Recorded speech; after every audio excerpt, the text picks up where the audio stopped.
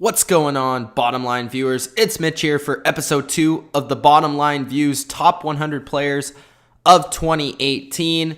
This list was voted on by Dylan, AC, and myself. The list is compiling the top 100 players in the NFL heading into the 2018 NFL season. It'll be split into a series of 6 different videos, so check the playlist for every single one of these videos. Don't be shy. Let us know what you think. Was a player too low? A player too high? Let us know your thoughts, positive or negative, about the top 100 in the comments below. Also, like the video and subscribe if you are new. Here are players 80 to 61 of the top 100 according to the Bottom Line View.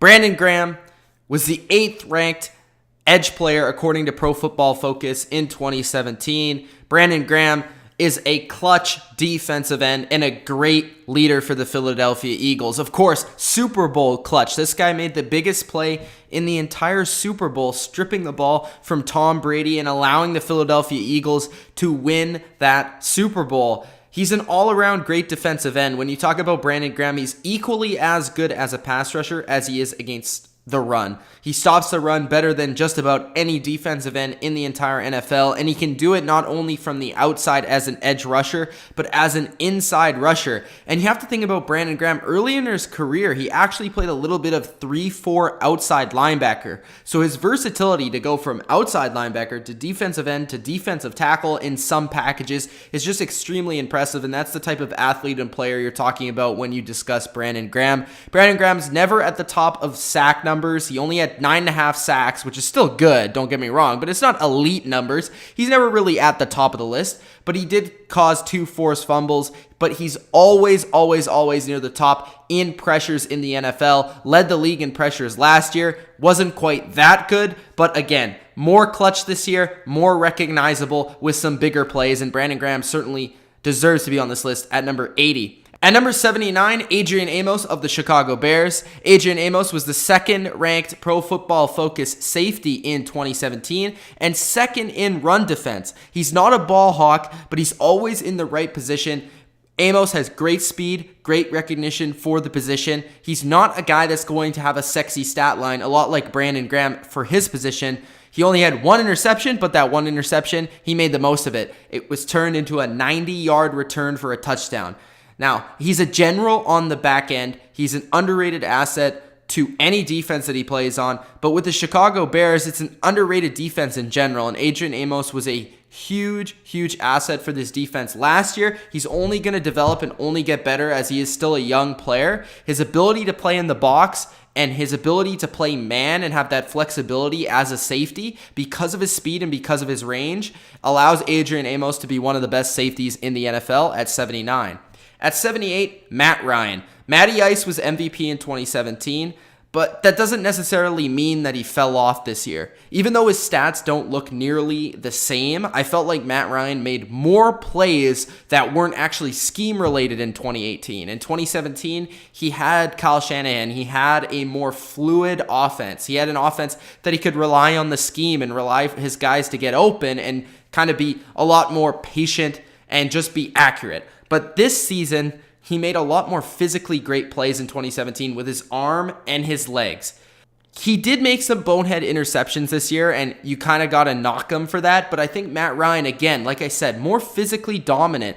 And he was rated 2nd via Pro Football Focus this year for quarterbacks, actually tied with his counterpart in the division, Drew Brees, just behind Tom Brady at number 1. And Ryan, his career it's borderline Hall of Fame worthy at this point.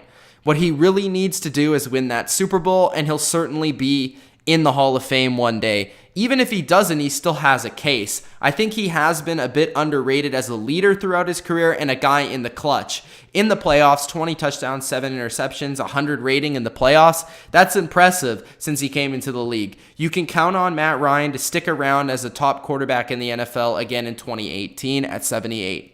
At number 77, Devin Mccourty of the New England Patriots. D-Mac is the Pats' defensive leader, and I've said it every single year he's been on this defense.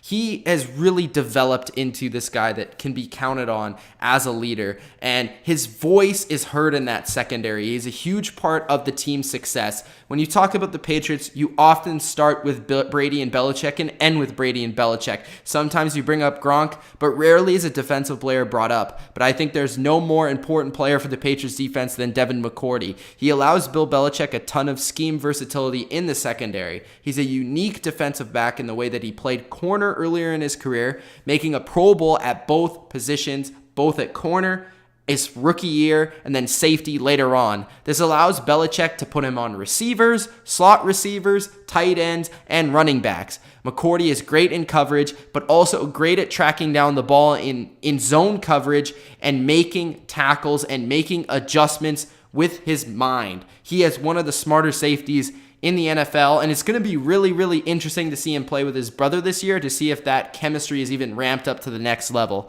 He's a fantastic, consistent tackler and never really messes up an assignment for the Patriots. D-Mac is totally a Patriots defensive back and remains one of the more modern examples of a free safety. At number 76, Jurrell Casey. Casey is a dominant force in the middle of the Titans' defense. He's disruptive in the run and the pass game, and he often dominates opposing guards and centers with his pass rush moves.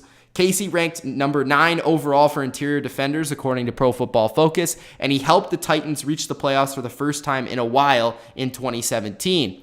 He has great explosion for a guy that big. A lot of guards and centers underestimate his athleticism, but this guy uses a ton of finesse to get around blocks. He had a career-high 19 quarterback hits in 2017, the third most tackles for an interior defender in the NFL, and Jurrell Casey is just a do-it-all interior defender that doesn't really get enough recognition, maybe because he's on the Titans at number 76. At number 75, I have Telvin Smith of the Jacksonville Jaguars. Talking about another guy plays for a great defense in Jacksonville. But when you talk about the Jacksonville defense, it's often more about the pass rush. It's often more about the secondary. But the guys that don't get a ton of love are the linebackers. Telvin Smith is another one of these modern linebackers where he possesses a rare breed of read and react. Telvin Smith and his teammate Myles Jack allow the Jaguars defense so much breathing room because of how much ground they can cover in the pass and the run game. They react on short passes like no linebackers in the NFL. I mean, Telvin Smith, as soon as a pass is thrown, man, he's tackled ASAP. He reacts to screens better than just about anyone in the NFL, and especially quick runs.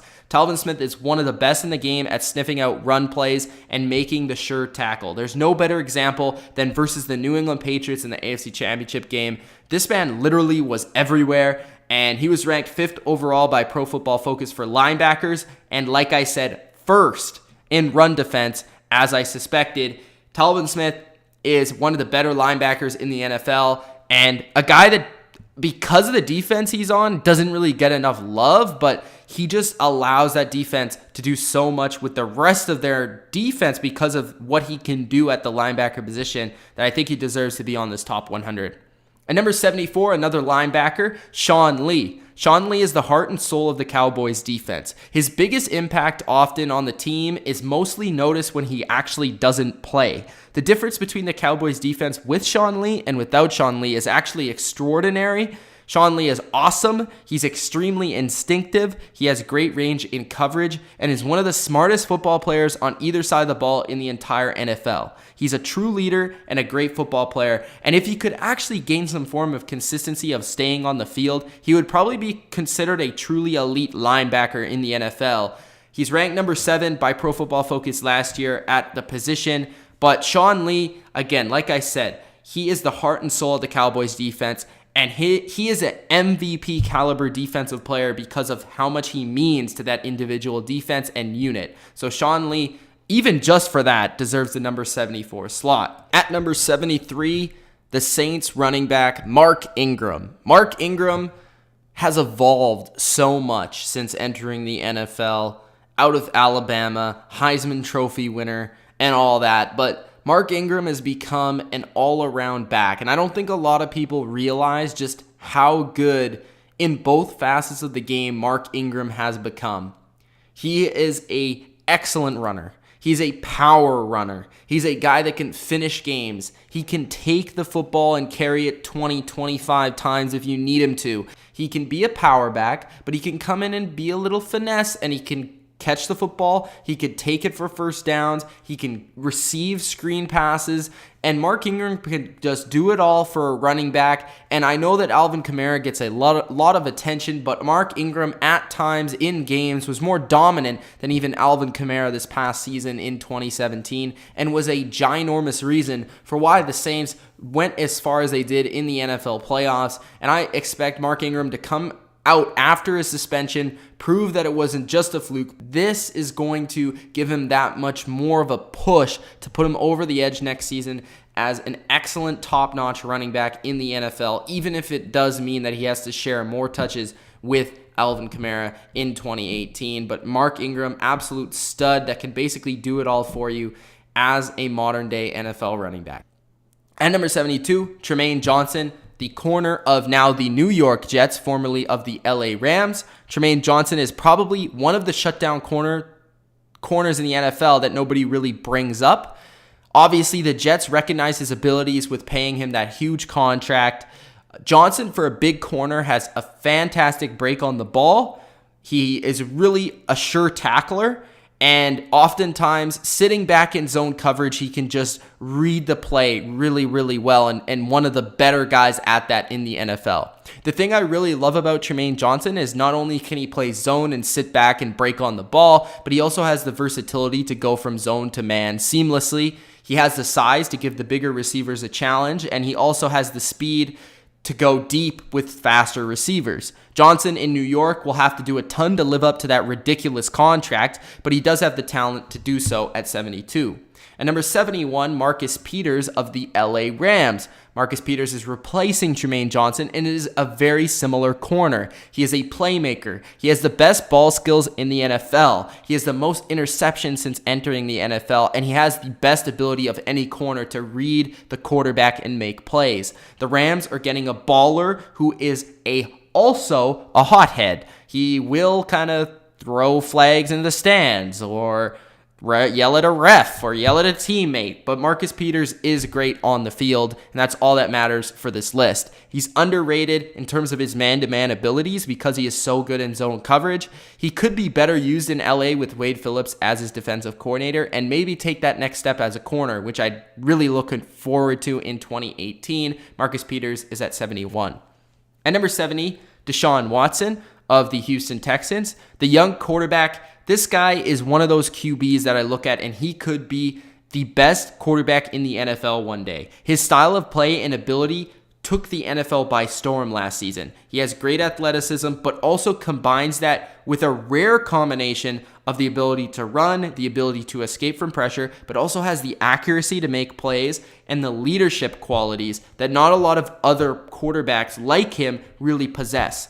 When you think back to some of these more athletic quarterbacks, they don't really usually possess that combination of accuracy and leadership that Watson does have. His arm strength actually was surprisingly great last season, and his deep ball improved amazingly from the draft to the game number 1 in the 2017 season. And this is an example to rookie quarterbacks who may have struggled in one area of their game to get that much better before they even take the field in the NFL. I hope he stays healthy because Deshaun Watson is an absolute gamer, and he's a guy that I think can be one of the best quarterbacks in the NFL very shortly.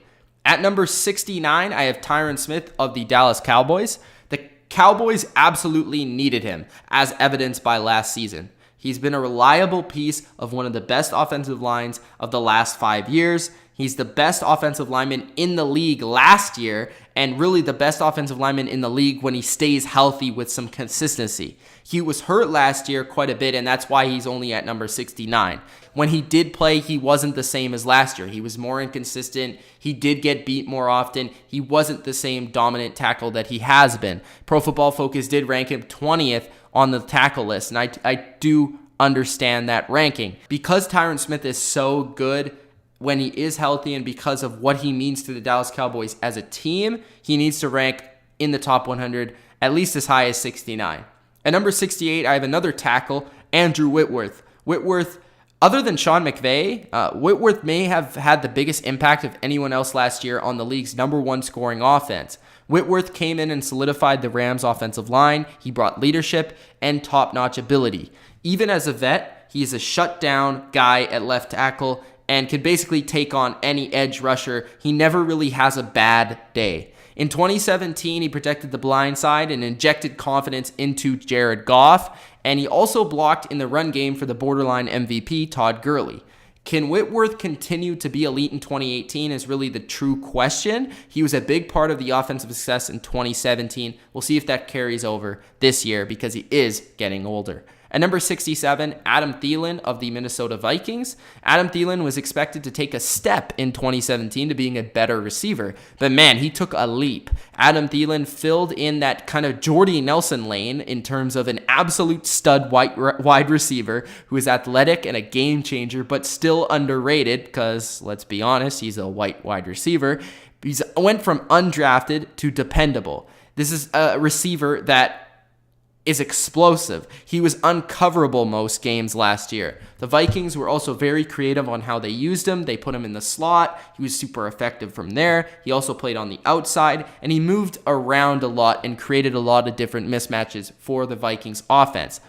He's great at selling his route, and he's almost always wins at the line of scrimmage. It will be intriguing to see how his game does change without Shurmur being the offensive coordinator, but I think Adam Thielen is just too talented to really take too much of a step down. Plus, he's getting a much more talented quarterback at the helm in Kirk Cousins. So Adam Thielen at 67, I'm excited what he can do in his second season now that defenses are really going to be keying on him. At number 66, TYREEK Hill. TYREEK Hill is the fastest NFL player without a doubt. He's a game changer just for that. He impacts an entire defense and what a defense is going to do and how a defense is going to scheme.